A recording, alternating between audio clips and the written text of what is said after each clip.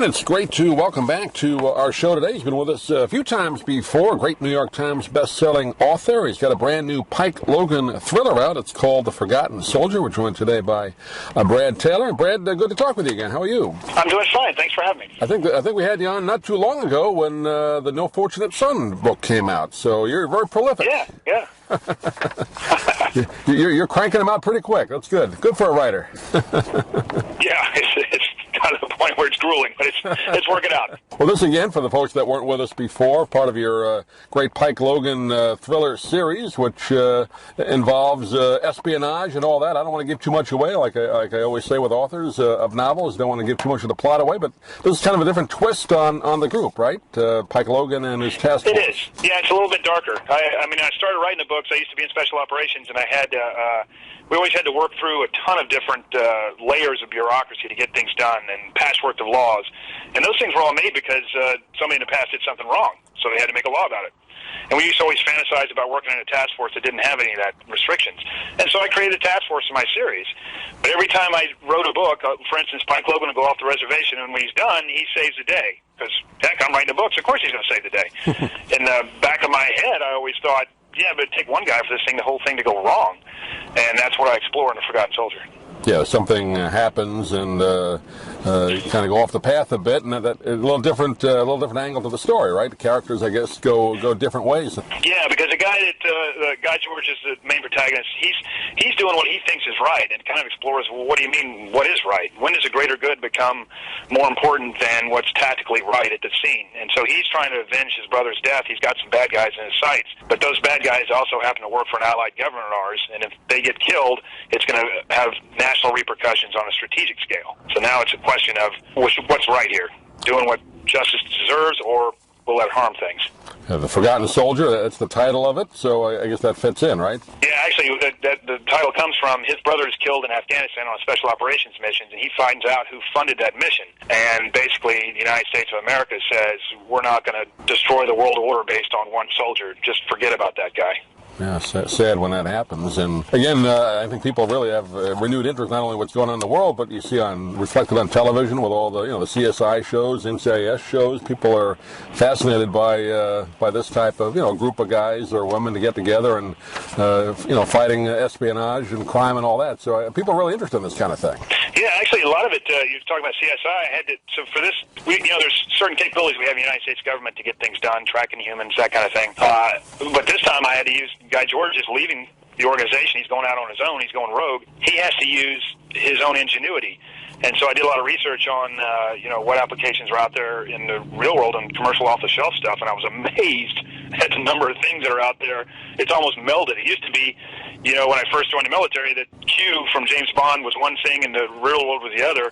Now they've kind of merged. I mean, you just go out and buy this stuff. Yeah, you see a lot on the TV shows, and they have to make it entertaining for television purposes. But I guess a lot of those gadgets and the way they track people down, that's pretty accurate in many cases, how they do it? No, not from what I've seen on the TV shows and movies. It's actually completely inaccurate. Okay. But if they spent more than 10 seconds working on it, they could make it accurate, but they don't. You see a drone feed and some guys getting facial recognition from a drone, that's not happening. What you see from a drone is basically a heat source. You're not getting facial recognition. Yeah, they sell everything in 42 minutes. It's amazing. Right.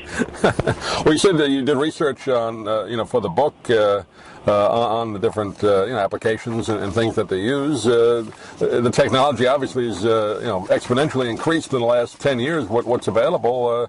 Can you talk a little bit about what those things are, or give an example? Yeah, sure. Actually, what I found that if you were wanting to be a spy and you wanted to use off-the-shelf stuff, I was amazed that there's free applications, for instance, that'll tap into every public surveillance camera. And people use it so they can look at a beach in Tahiti, and they look at it so they can see a cafe in Paris.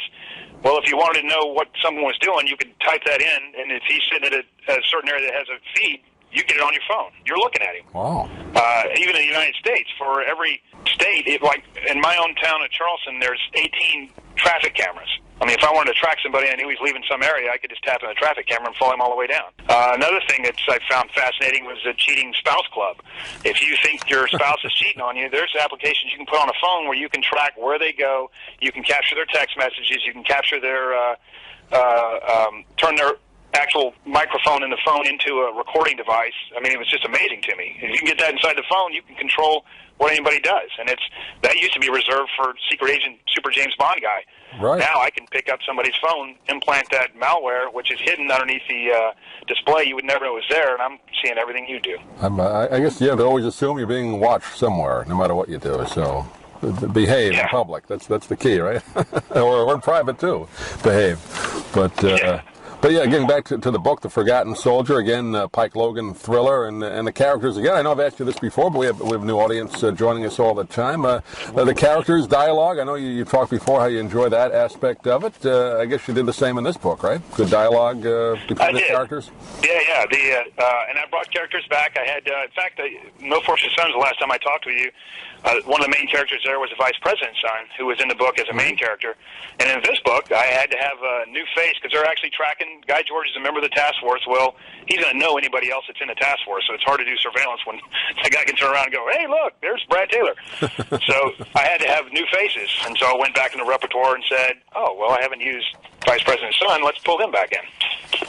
And when you write a story like this, obviously there's a lot of action involved, so I know you like doing that aspect too, describing action. It's not easy, though. No, it's not. It's a heck of a lot easier doing it in fiction than it is in real world. I mean, the good thing I have is if I assault a building in a real world, I have to deal with what the real world gives me. And I could enter a room and say to myself, holy moly, that was a wrong decision. Well, if I write a scene and say, well, I can't get myself out of this, I can change what the building looks like. Now there's a door at the back of that room. Get on through there. Well, it's, again, a great addition to the series, and a lot of people follow you and look forward to the books that come out periodically. This one's called The Forgotten Soldier. We've been talking with Brad Taylor today. Again, a Pike Logan thriller, and I guess you have a few more in the works. I hope you do. I know our audience always wants to read them, but to give out your website, Brad, people can get a hold of you if they like. Yeah, it's BradTaylorBooks.com. They can read a excerpt of any of the books. In fact, I am halfway through Ghosts of War, which comes out in the summer.